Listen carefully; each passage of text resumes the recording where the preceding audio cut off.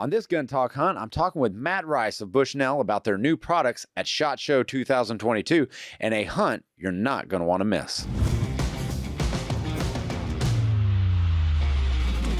Gun Talk Hunt is brought to you by Silencer Central, Silence Delivered, Timney Triggers, the world's finest triggers, Smith & Wesson, Hodgdon, the gunpowder people, and Brownells, serious about firearms since 1939.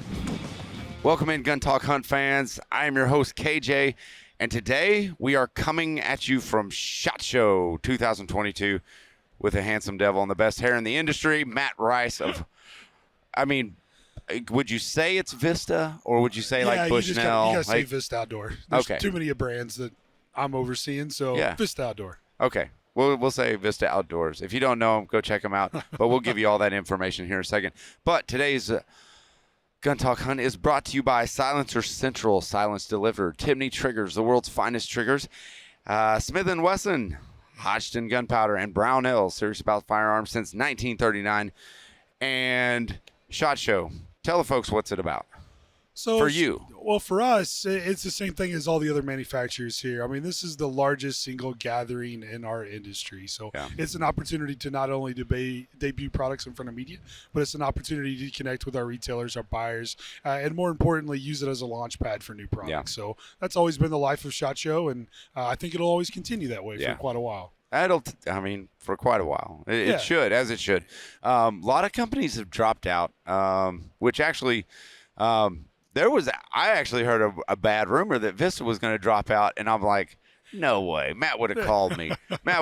Who didn't you hear a rumor that might not drop out? That's a good point. That's a good point. I think everybody was on that maybe not come. Yeah. And I think truthfully, every company here probably had that question they asked themselves before they had came. You had to. We've not seen anything like this. It's been impacting trade shows for 2 years. Yeah. We canceled last year. The NSSF did. So I think there was a desire to come back and to reconvene and be together again. So I have a funny story. So Monday night, so you have dinners after all these shows. You know that. You have of course. The show ends and you have to go have dinner. And that goes on. All that stuff. So we have dinner Tuesday night, first day of the show. I'm sitting next to a buddy of mine, and where like he has a drink, and then I have a drink. He goes, "Oh my gosh, this is amazing!" He goes, "Here, try it." And I'm like, oh, "Okay." Like, and I'm drinking after him and everything else, and he drinks out of mine, and like, he's like, "Oh my gosh, this is amazing! Here, try it." Try it. Yesterday, he found out he has COVID, and then, so he can't fly back home because they are moving him off-site today to a hotel, and he has to stay another week. Another week. Wow, that would be not the way you want to end the show for sure. Oh, heck no. That would just make this week even longer. It would be long. So you're in a close contact. Are they not shipping you off somewhere? No. They're going to still put you back in Louisiana? Heck yeah, they are. The door's always open down there. Yeah, right? Always open. If you can survive Bourbon Street, you can survive You can survive anything. Just take a shot of that water that they got on the street. You can survive anything for sure. Get a lucky dog and you're all cured. Oh, I know. Oh, ugh. A street hot dog. Hey, not talking down on street hot dogs. You better not be, because we all know that a street hot dog at the right moment, the right hour is a lifesaver. I remember Wisconsin, we have one. We were looking for one. Remember that? We were asking the bartenders and everything. It was on top of mind, and I think we did a 40-minute road trip and an Uber to go find this little hot dog cart. It was phenomenal. It was great. It was good. It took about an hour to find it. It was worth it. Yeah, it was but worth it was every great. Minute of it. Worth every minute of it. But, SHOT Show was what I look for is probably different than a lot of what other people look for. I look for new hunting products and stuff like that. And Vista has, and we're going to talk about the Bushnell side, because I think what you guys have come up with, and I always thought rangefinders are inherently all accurate. Like it all, and I've got a wide range of them. Yeah. I've got a wide range of them. So do I. And I was shocked because you guys had a display, and you're like, "Here's the world's most accurate rangefinder," and I'm like, "Wait, hold on a second. How can you make that claim?" And then you had a display where you had another competitor who is a top of the line very well known one in that archery space. And I guarantee you probably have one. Like, I'm just saying, because I got one. And I hit the display, and it was just a reflective, like piece of metal. Piece of reflective type that we put up there on the side of the podium. And it was about 20. Well, this one recorded it at. I was gonna say, what distance was it? This one recorded it at 28.9. Right. Very consistent. So I would hit it, multiple times, let it reset, let it hit it. It was very instant. But then I used your new one. Yeah. Which is the Broadhead. The Broadhead. Bushnell Broadhead. And this is dedicated towards those archery hunters. Yeah, it's a 100% an archery. That doesn't mean it doesn't have crossover, but we designed it with the archery hunter and competitive shooter in mind. So I hit it with yours. 21.7. That's odd.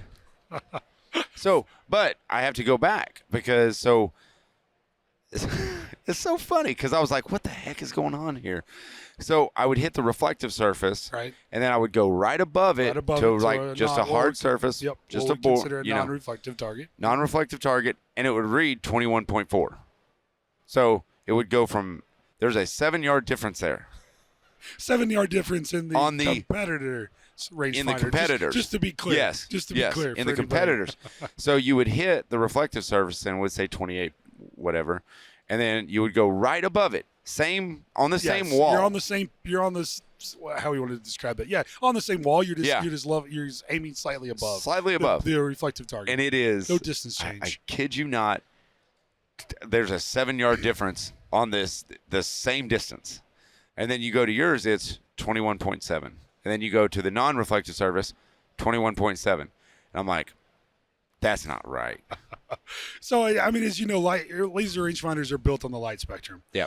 That's how they optimize. So you can optimize them on different wavelengths if you're trying for that low light condition and you're trying to bring in all the reds, if you're going for distance. So there's a lot of different ways to kind of fine tune them. So what we wanted to do was give you the most accurate rangefinder that we could possible. So our claim is 0.3 yards out to 150 yards. Jeez. So within 150 yards, you're always going to be 0.3 on any target.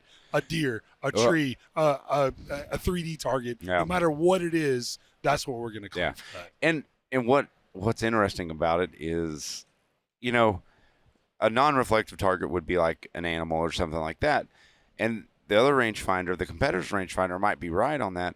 But a 7-yard difference is a lot in archery world. It's a miss. It's a miss. It's a miss. You're right. That's as simple as you can put it. It's a miss. It's a miss. You can't have that degree of error. So guys are going to say, well, it's very accurate on non-reflective surfaces. When would I ever need to, be ranging a reflective surface or anything like that? Well, when you're trying to get from point A to point B and you're ranging stuff and you're trying to figure out calculations and your direction of your heading and everything like that, every once in a while you're going to have to hit a non-reflective or reflective surface. Yeah, you're going to hit a myriad of things when you're out there. When you're out there hunting, it's not all true to form. The light plays a difference. The shadows play a difference. Right. What could be behind that target plays a difference. So it's not like you go out there every day when you're hunting and okay, it's a deer, it's a deer, it's a deer, it's a deer. I'm hitting the same type of target. The skin of the deer between a hog, the darkness of it, the thickness of it, all of that is going to impact that reading from that laser rangefinder. Yeah. To your point, it's crazy. It is a crazy difference. I didn't think there'd be that much difference. Yeah, and to be honest, we were a little surprised ourselves. We knew we wanted to provide that degree of accuracy and that we could do it, and that's what we went out and achieved. Yeah. But when we started looking at some of the competitors, it was a little shocking to see that there was that degree of change. Yeah, and it operates off a CR203. Yeah, this is standard, same battery you're on with other rangefinders. All right. And then, all of our tried and true, because I know this year you got to play with our active sync. Yes. That was a big launch for us last year. So you're going to see all of our rangefinders moving forward to some degree are going to carry that ability for the reticle to change black to red based on the light. And the comfort of the rangefinder. I don't know if you guys thought about that. The ergonomics is really good. How it bounces, how it feels. I mean, you use a rangefinder a lot in archery. Yeah. All the time. All the time. That's like your lifeline. A lot of people don't take binos into the field. They just use archery. Yeah. If you have a 6-power pair of LRFs like ours, you don't really need a pair of binos. Well, I will tell you, switching, so Oklahoma, where we're both originally from, a rangefinder and binoculars are like, you got to take them into the field with you because, man, looking at far distances, ranging it, all key. But when you get into like thicker areas like we're in now, Sure. up in the Missouri area, Kansas area, and down in Louisiana, it's so thick. The rangefinder is really kind of all you need. Yeah, it is a perfect tool for that opportunity to see that deer at a 6 power, comes on in, Right. and you can save yourself. So you're going to use it. Yeah. You're going to use it more than you think you will. And it's probably the most underrated piece of gear in your toolbox. Oh, yeah. 100%. Easily. Oh, talk about the exo barrier coating. Yeah, so exo barrier coating is a patented formula that we have. Yeah. Most people that are familiar with Bushnell are familiar with Rain Guard. So we wanted to plus that up. Rain Guard is a great coating. Oh, yeah. None. So, but the exo barrier is going to give you more than just water resistant, mud, dirt, debris. So it's actually put on the lenses. We use it on a variety, including our new red dots that we just came out with. It's on those lenses, but it's going to repel that and make it a very slick surface. So none of that is going to be able to take away from your ability to V. Blow it off, wipe it down, you're ready to rock. So I've got a hunt story, and we're going to hit it on the other side of this. And there's a special reason why I brought up the exo barrier, because I'm very much sold on it. I think it's the best coating in the industry right now. But you're going to hear it right after these messages. Savage Arms. They just launched a backcountry extreme series of rifles, and those can be found at savagearms.com/backcountry. And that's kind of a hint at where this rifle's going. We're developing this massive following with lightweight hunting rifles. Backcountry hunts are becoming a thing, so the lighter your gun is, the better. So, 6 premium grade rifles, purpose-built for specific applications, and that's going to be the Timberline, the Ultralight, the High Country, Ridge Warrior, Bear Hunter, and Impulse Big Game. Ooh, Impulse Big Game? That sounds kind of interesting because we know that Impulse is the straight pull, so that will be a fast follow-up gun for all you straight pull rifle lovers. But it's available in a variety of cartridges and configurations. Find out more at savagearms.com. Hodgdon Powder Company. So I've begun the journey into reload 'em. I guess it would be reload 'em. So I'm beginning to reload my own ammo, and Hodgdon Powder Company is really helping me develop my skill as a reloader on the reloading data center. So I go on there, I'm able to find the right powder that I need for the exact load that I want to do. All the tolerances, whether it's, at the top end or the low end of pressures, I'm able to find it all in the reloading data center. So if you want to learn more, visit hodgdonreloading.com. Silencer Central. Well, silence delivered is their motto, and they definitely deliver because it can come straight to your door, which is one of the coolest things about it. And you wonder, how do they do that? Well, they figured out the way. This is all up and up. This is very legal, but they send you the fingerprint kit. You upload a photo of yourself, you send back the fingerprint kit, and then you just wait. And then it's a waiting game. And with their new e-forms process, it might only take 90 days to get your suppressor back. So once that 90 days is up and you've been cleared hot, that suppressor will arrive right at your door. To learn more, visit silencercentral.com. Brownells. So they have a new match precision optic. It's called the MPO. So it's a 1:6 by 24, and it has a donut reticle. It's an illuminated reticle, and it provides rapid target acquisitions. The MPO donut reticle allows your eye to naturally place on the target in the center. So we've shot this out at SHOT Show. It's very efficient and very effective, out to ranges all the way up to 150 yards, which is great. To learn more, visit brownells.com. Smith & Wesson. The new CSX is the hot one from Smith & Wesson. This is the thing. It's a hammer fired in 9mm aluminum alloy frame, ambi thumb safety, interchangeable back straps, changeable mag release buttons. For you left-handers, that's huge. You can make it a completely ambidextrous safety selector, all that good stuff.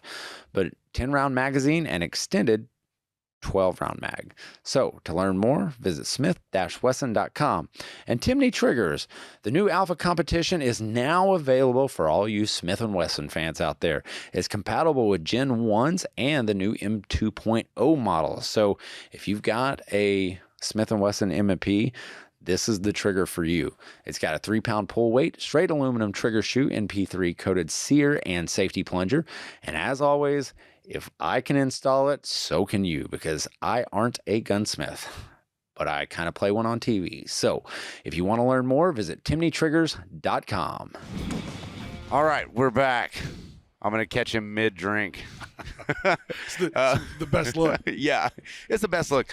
So we were talking about the exo barrier, and it's a lens coating. And Matt had talked to me about putting together a coyote hunt, because we love hunting predators. We've predator hunting. We've hunted predators a lot together. And one hunt, he was like, "Yeah, it's our new." I think it was new at the time. Yeah, it was. It was our brand new Prime 17 and Yes. Nitro 1800 rangefinders that we came out with that year. And so we go on a predator hunt, and it was great weather. The first day. The first second day, and it was unexpected. Well, it was a really and you're unexpected kind of turn. rooting for a little bit of rough weather when you're coyote hunting, right? I mean, not a bluebird like day, that. a bad day, but I mean, you want it to be a little cool. You Yeah. want the wind to be right, but you don't want it like this. It was, so we sat down at our first set, and it's a place that we had called in dogs before. Always had good success. Always had good success. The wind was perfect. Mid-set, it turned. So the wind completely shifts to the north.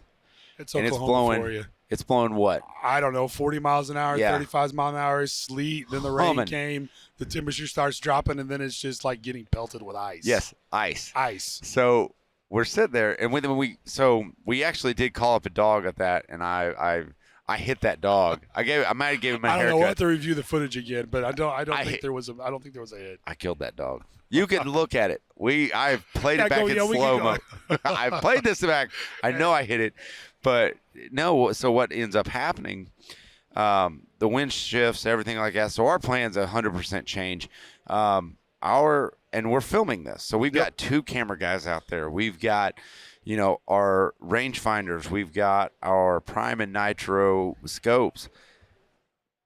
And I don't know if I can accurately describe how bad the weather was, like how cold it was. It was bone-shattering cold. It was almost to the point of miserable. Despite the number of layers I had on, I still was not warm. Well, we had to drive back to the cabin to warm up. And when the activity stops and you're not seeing any animals, we all know that the temperature just seems like it just got we would make short calls, short calling sessions. That's all you can stand. Yeah. I mean, you're really thinking like you're going to get 30-degree frostbite out there. Yeah. Well, that, and what we would have to do is we'd have to kind of jump. So you would make a call, a set, and then you wouldn't have to jump that far. Right. Because the call's blowing the north. Wind's howling, and the wind's they're not hearing it from a very far distance. They can't. And no matter how much we would crank that up, you couldn't hear it. Couldn't hear it. And so we get to one spot where I really kind of felt like we would have some success. And Matt's doing the call. Matt's a really good caller, by the way. If you don't know that, he actually really is. Thanks. I'll give you that 20 after the show. Much better than me. Well, he learned. You got a chance to learn from our good buddy Tom Austin. Yeah, some people might know Tom Austin in the predator world. Oh my gosh, he's kind phenomenal. of an ugly guy, but yeah, he's ugly. Call. Yeah, he's walking around the show. He was looking I got to for see you. him yesterday over at EOTech. Oh, good. Yeah. So anyway, he sits there, and Matt is doing all the calling, and I don't know why. And I've heard him call hundreds of times. And I'm like, man, he's doing something different today. Like it must be, it's bad, but it's getting worse. And I'm like, why in the heck would he infuse into his, squealing rabbit call a pig distress call? And I'm like, I don't understand it. And it's funny because I asked him after, we were sitting there shaking, and we were shaking so cold. And what did I ask you? I don't remember exactly what you asked me, but I think you kind of asked me why were you playing that? Did I hear what I thought I heard? Yeah. Was that a hog sound in there? Yeah. And I had the same reaction because it came in kind of one of those pitches and the lows and the valleys of that call, and it was weird, and I heard it too. Okay. But I yeah. second guessed what I thought it was. I was like, there's no way that we're hearing what I think I'm hearing. Right. It must be so cold that the Fox Pro, the something in glitched there or is something. glitching. Yep. It's not catching up. The buttons are getting stick. It's caught between two different sounds. I didn't know what was going on. So, and we were hunting with the 224 Valkyrie, the semi-autos, and I was like, I don't know. And our cameras are starting to freeze up. Yep. They're starting to freeze. And They the needed lenses. the exo barrier. And the lenses, I wish they had exo barrier. You guys should start doing that. Like kind of a lens coating on that. Ooh, on our lenses. That'd be nice. But so our lenses are freezing up, and we're having to put them under coats and kind of trying to get them cleaned off, and the rain's spitting and it's starting to sleet, get nastier, but we cannot leave this hog theory alone. Right. Because it's a full-blown theory right now, because what we think is happening is we think there are hogs nearby. So we've seen them there before. We know there are hogs around. It's not like this is a sound that you're not going to hear in this particular location. Exactly. It's like this is way out of place. So Matt and the coyote hunt quickly turned into a hog hunt. Very quickly, because it wasn't much longer after that discussion we heard that sound again.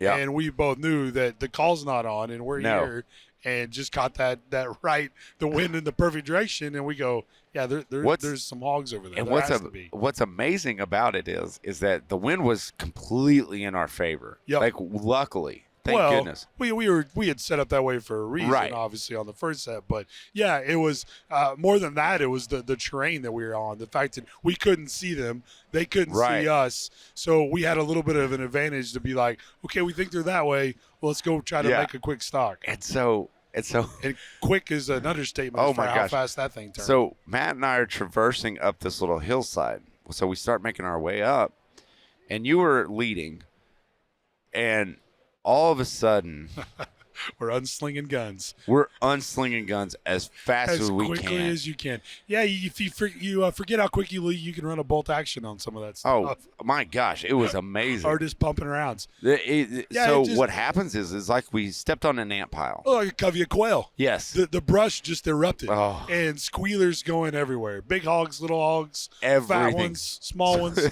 Skinny couldn't ones, imagine it. slow- Just everywhere. Slow ones And- were my favorite. And your first reaction is this: am I seeing what I think I'm Yeah. seeing? There's no way we just stumbled upon this Hundreds. covey of I mean, they were hogs. we're talking, I don't know, it had to have been close to 100 hogs. Potentially, yeah, it's somewhere in that ballpark. I think the weirdest thing about that after we got on them, started knocking a couple down, was the fact that we had shot a couple of the sows. Yes. A couple sows that had some piglets. Yep. So after we're sitting there, realizing that things we're back in the game. This is, finally getting some action. They come right back.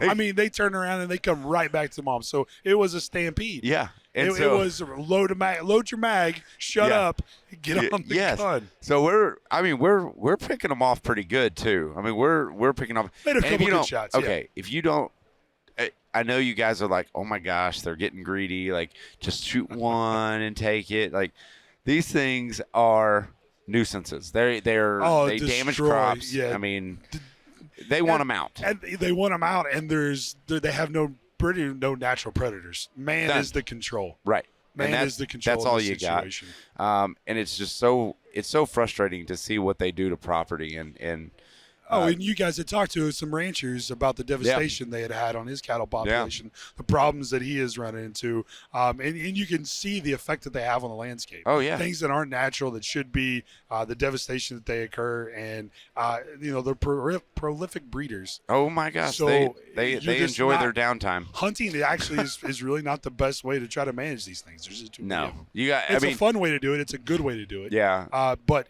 you're never two guys trying to hunt a property that big. And no, you're not going to stop. You them. can't. You can't. Not at all. So we knocked down quite a few, and one of my favorite things was I was like, after the shooting stopped and they were running it. It was funny because Matt and I we communicated really well. Well, we had two cameramen, me and you, a couple times that we lost sight. So you need to be audible of Yeah, what you're we're doing. moving, where you're moving. moving, I'm reloading, Yeah. I'm swinging right, I'm going left. Yeah. Just to keep everybody safe. And know what you're doing. Yep. And you also want to be a little more effective that way. Absolutely. So I think we ended up, I want to say 12. Yeah, I was going to say 10 to 12. Somewhere around 10 there to 12 that was we took out at that about it point. then. But it was, our coyote hunt quickly turned into a hog hunt. Yeah, we needed bigger magazine capacity. Oh my gosh, that would have been nice. We didn't know. Well, and we had actually taken a moment. It was funny because we thought it was all done. Okay, we're good. We thought like we were done, and then I was like, "Hey guys, we probably need to reload mags and get cameras right." And we took a break, and then we heard it again, yeah, and then we were running again. Yeah, no, it was amazing. It's been a long time since I've seen that, and I don't think Yeah. I've seen anything like that since. Yeah, but we've had that a couple times. We've out there. had some fortunate incidences, but those were we spotted the hogs. Yes. Like you see them, you're calling, you're moving, you're driving, Yep. you're walking, and you see them, and then it's like, okay, Yeah. now it's those formulated game plan. Yep. This was stepping on a landmine and everything, And going, uh-oh. Yeah, Let's go. engage, Maverick. Run engage. them. No, we've actually, you and I have actually been out there, and it's every time we're predator hunting, we always see hogs. step And when on. we're trying to hog hunt, we don't see anything. Yeah, That's the way it goes. that's the way it goes. Yeah. Well, Maybe if we're back out there quail hunting in a couple of weeks, we'll have to do it with Oh. a shotgun. See what the dogs do. I don't know what my new black lab's going to do when the hogs are running and I'm. oh, I slinging. know what my dog's gonna do. He's gonna tuck tail and hightail it out of there. That sucker's scared to death. But we'll see how they do. Yeah. Quail hunting, that'd be great. Yeah. No, I'm looking forward to it. Hopefully that all works out and COVID doesn't cancel something else. We're gonna have to bring our predator call for sure. Oh yeah. I mean, we're gonna. We're not. When don't you? I don't care what season Yeah. it is and what you're doing. When don't you bring your predator call? Exactly. A handheld is so easy to do. Throw your little Primos mouth call in there and you're good to go. Good to go. All right, Matt Rice, Vista Outdoors. They have Bushnell, so give them a check out. The new rangefinder, the Broadhead. The Bushnell Broadhead. Yeah, go check it out. It'll be coming out here in about 90 days, hitting the market. Go to our website, check that thing out. If you're an archery hunter getting into 3D, Total Archery Challenge, Oh, 100% do it. It is the one you want. Perfect. All right, Gun Talk Hunt. Be well. Always keep those muzzles pointed in a safe direction, and always be on the hunt.